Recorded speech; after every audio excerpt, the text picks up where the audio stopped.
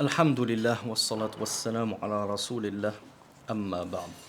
On va terminer cette playlist sur Tafsir al-Qur'an, l'exégèse du Qur'an pour les enfants. On prend exemple sur cela sur un cheikh qui s'appelait le cheikh Ibn Baz, et quand il avait écrit une épître, un ouvrage pour les débutants, enseigner l'islam aux débutants, il avait commencé par l'enseignement des courtes sourates du Coran, parmi les dernières du Coran, et il avait préconisé d'en faire le tafsir jusqu'à Surat Az-Zalzala. On va suivre son conseil et sa méthodologie. Et pour cette playlist, on va s'arrêter, Inch'Allah, à cette dernière sourate, Surat Az-Zalzala. Az-Zalzala, comme vous le savez, c'est la secousse. Donc Allah Azza wa Jal nous dit إِذَا زُلْزِلَتِ الْأَرْضُ زِلْزَالَهَا, lorsque la terre sera secouée d'une immense secousse. Yani taharrakat. Et quand est-ce que cela va arriver?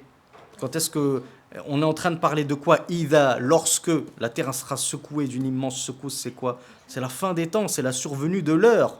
Qu'Allah Azza wa Jal, il va secouer la terre à ce moment-là. Et qu'est-ce qu'il va se passer lorsqu'il va secouer la terre? Il nous dit wa akhrajatil ardu athqalaha. Et la terre, elle va faire sortir ses athqal. C'est quoi athqal? Ça veut dire quoi thaql? Athqil, c'est quoi? Ouais, ce qui est lourd. Donc tous ces poids. Et c'est quoi les poids que la terre a là? En réalité, ce sont les cadavres qui sont enfouis sur la terre, les corps des humains. La terre va donc faire sortir tous ces poids, tous ces fardeaux qu'elle a en son sein, à l'intérieur d'elle. C'est-à-dire que les corps vont sortir. On l'a vu, Yaoum al-Qiyamah, au jour de la résurrection, les corps vont sortir des tombeaux. C'est la résurrection.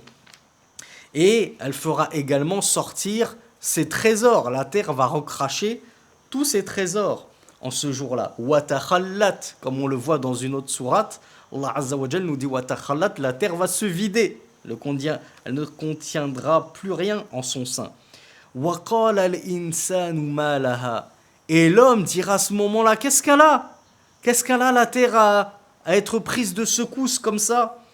Ay qala al-kafiru ma laha ayyu shay'in ja'alaha tataharrak hadhihi al-haraka. Notamment les infidèles. Les infidèles, ils seront pétrifiés d'effroi. Il ne comprendra pas comment ça se fait qu'ils ressortent, ils reviennent à la vie déjà. Ils sortent de leur tombeau alors qu'ils étaient réduits à la poussière. Eux qui étaient sûrs qu'il n'y aurait pas de vie après la mort. Donc ils sont pétrifiés. Yawma idhin tuhaddithu akhbaraha. Ce jour-là, la terre, elle va raconter ses récits. Elle va dénoncer tout le monde. Lui, il a fait ceci, parce que la terre, c'est celle qui nous supporte. C'est celle sur laquelle on marche, on vit, on agit. Elle va tous nous balancer. Lui, il a fait ceci. Lui, il a fait cela. Mais de la même façon, comme on le sait dans la sunna, le prophète sallallahu alayhi wa sallam nous a appris également que la terre allait témoigner en notre faveur. Oh Allah, je témoigne auprès de un tel qu'il a prié à cet endroit-là. Il a prié dans ce pays-là, dans cette ville-là. Il a prié sur moi. Donc la terre va également témoigner pour nous ou contre nous. Voilà pourquoi le cheikh nous dit tukhbiru bima waqa'a alayha min khayrin wa sharrin wa tashhadu bihi li ahlihi. Elle va témoigner du bien qu'on a commis sur elle et du mal qu'on a commis sur elle. Bi anna rabbaka awhalaha. Bien sûr, la terre, elle ne le fera que par la permission d'Allah subhanahu wa ta'ala et par ce qu'il lui aura révélé. Donc c'est Allah Azza wa Jal qui va ordonner à la terre de témoigner envers ou pour les gens. Yawma idhin yasdurun nasu ashtatan. Ce jour-là, Yawm al-Qiyamah, le jour de la résurrection, tasdurun nas. Les gens, ils vont sortir, ils vont se diriger aftatan, c'est-à-dire quoi? Par groupe, plein de gens, un groupe de gens par-ci, un groupe de gens par-là. Tous les gens vont être réunis sur une même plaine déserte pour comparaître devant Allah subhanahu wa ta'ala. D'où l'un des synonymes de Yawmul Qiyamah qui est Yawmul Hisab, le jour des comptes. Donc les gens vont tous se réunir sur une même plaine qu'on appelle comment? Al-Mawqif. En religion, on appelle ça Al-Mawqif, le lieu où on va tous se tenir debout devant Allah dans l'attente de notre jugement. Liyuraw a'malahum. Donc ce jour-là où les gens vont sortir par groupe, par flopée, ils vont sortir pourquoi? Liyuraw. Là c'est le maf'oul. C'est liyuraw, c'est afin qu'on leur fasse voir, afin qu'ils voient leurs œuvres, tout ce qu'ils ont œuvré de bien comme de mal. فَمَنْ يَعْمَلْ مِثْقَالَ ذَرَّةٍ خَيْرًا يَرَهُ. Quiconque œuvre, mithqal c'est quoi? Mithqal c'est la mesure, le poids. C'est quoi dharra dans le Coran? Mithqal dharratin. Vous allez trouver dans certaines traductions anachroniques du Coran atome justement. Mais en réalité, quand Allah Azza wa Jal a révélé le Coran à Muhammad sallallahu alayhi wa sallam, qu'il l'a enseigné aux compagnons, est-ce que vous pensez que eux, il y a 1400 ans, ils savaient ce que c'était qu'un atome? Pensaient que ça existait, le microscope électronique pour savoir ce que c'est qu'un atome? Donc on ne peut pas dire que dharra c'est un atome parce que c'est ce qu'on appelle un anachronisme. C'est traduire le Coran selon des termes qu'on a découverts que maintenant, ce terme que ne connaissait pas le messager d'Allah sallallahu alayhi wa sallam. Et à votre avis, quelle était la chose la plus petite que connaissaient les Arabes puisqu'ils n'avaient pas de microscope? On pourrait se dire un grain de sable, etc. Ce qu'ils connaissaient de plus petit et ce dont ils se servaient pour donner en exemple de ce qu'il y a de plus petit d'existant, c'était une petite fourmi. Vous savez, les fourmis, elles sont de différentes tailles. Et il y en a qui sont vraiment minuscules. Eh bien, il y a des savants qui ont dit Ad-Dharra, en fait, c'est la plus petite fourmi qui existe. Il y a des savants qui ont dit c'est le bébé de la fourmi. Donc déjà, une fourmi, c'est minuscule. Imaginez-vous le bébé d'une fourmi qui vient de naître. C'est ce qu'il y a de plus petit. Et il y a d'autres savants qui ont dit Ra'sun Namla.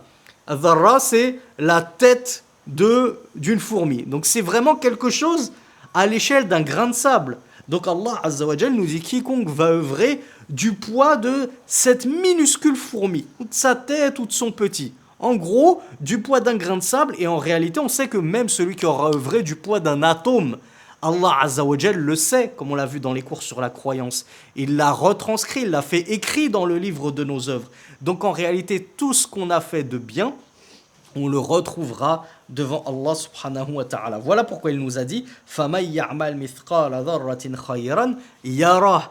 Il le verra يَوْمَ الْقِيَامَةِ, en ce jour où Allah Azza wa Jal va nous rendre des comptes. Mais de la même façon, attention, on doit faire attention à ce qu'on fait sur terre, attention aux désobéissances à Allah, même minime, même quand on croit qu'on est tout seul caché dans notre chambre et que papa et maman ils nous voient pas. Allah Azza wa Jal, lui, il nous voit et il nous le dit tout à la fin de la sourate.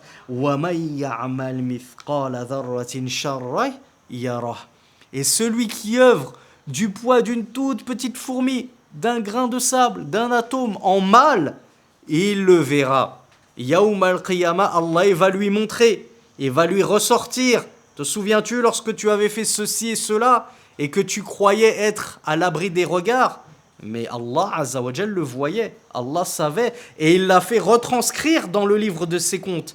Et lorsqu'Allah va nous sortir le livre de nos comptes, Yawm al-Qiyamah, ce sera écrit dedans la moindre désobéissance, le moindre mensonge, la moindre trahison, tricherie, etc. Tout sera écrit et on le verra. Et on pourra plus se dire mais comment Allah Azza wa Jal a su que j'ai fait cela? Je pensais que j'étais caché. Avais-tu oublié que tu étais caché de tes parents, de tes amis, de tes frères et sœurs? Mais tu n'es jamais caché d'Allah subhanahu wa ta'ala. Comme on le verra, incha'Allah, dans une sourate suivante, chacun a deux anges qui ne le quittent pas et qui écrivent tout ce qu'il fait. Il y en a un qui écrit les bonnes œuvres et l'autre qui écrit les mauvaises œuvres. Et ils sont prompts, comme nous le dit Allah, à tout retranscrire. Rien ne leur échappe par la permission d'Allah subhanahu wa ta'ala, puisque eux ne te quittent jamais. Et ils voient ce que tu fais. Voilà pourquoi on doit s'efforcer de faire des bonnes œuvres, aussi minimes soient-elles, même si on pense qu'elles sont insignifiantes. Comme le messager d'Allah sallallahu alayhi wa sallam nous a dit, ne dépréciez aucune aumône, c'est-à-dire ne méprisez aucune aumône, dusse-t-elle être la moitié d'une date. Tu vas te dire, à quoi ça sert de donner à ce pauvre un dirham, un dinar, 50 centimes d'euros, etc. Il va rien pouvoir s'acheter avec. Ne déprécie pas ça Parce que Allah nous dit tout le bien que tu as fait, même du poids d'une petite fourmi, d'un atome, tu vas le voir devant Allah Azza wa Jal. Et tu ne sais pas si ces 50 centimes d'euros, ce 50 centimes de dirham que tu as donné en aumône, avec un cœur plein de foi, et que tu l'as fait les wajhillah, pour la face d'Allah Azza wa Jal, eh bien tu ne sais pas si Allah ne va pas te le multiplier par 1000, 10 000, 1 million. Toi, tu as donné un dirham et tu vas retrouver 1 million au paradis. Allahu Akbar. Et de la même façon, il faut qu'on fasse attention au péché. À ne jamais croire qu'on peut pécher impunément parce que personne ne m'a vu, personne ne le sait. Allah, lui, il t'a vu. Et Allah, lui, il le sait, et il va te le montrer, Yawm al-Qiyamah. Et tu vas le voir écrit dans le livre de tes comptes, ce péché-là. Donc, à quoi bon pécher, désobéir à Allah en pensant qu'il ne le sait pas, il ne le voit pas, alors qu'on sait très bien que Allah le sait et le voit. Même si les créatures d'Allah ne le savent pas et ne le voient pas, lui, il le sait, il le voit. Et quand on a vraiment conscience de cela, alhamdoulilah, ça nous permet d'éviter un grand nombre de péchés. Pour ne pas dire normalement tous les péchés. Parce qu'on a en permanence à l'esprit que tout ce que je fais, je vais le retrouver Yawm al-Qiyamah, parce que c'était pas caché d'Allah. Lui, il l'a su et il l'a écrit dans le livre de mon compte.